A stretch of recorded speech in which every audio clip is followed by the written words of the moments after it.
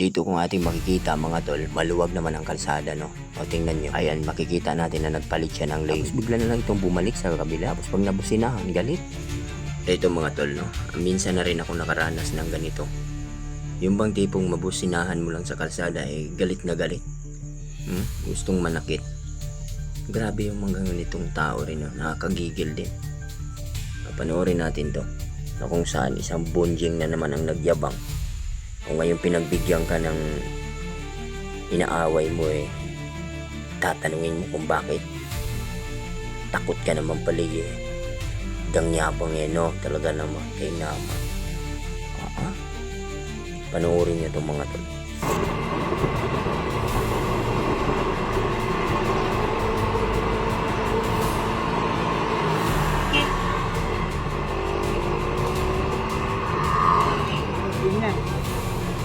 Linya mo.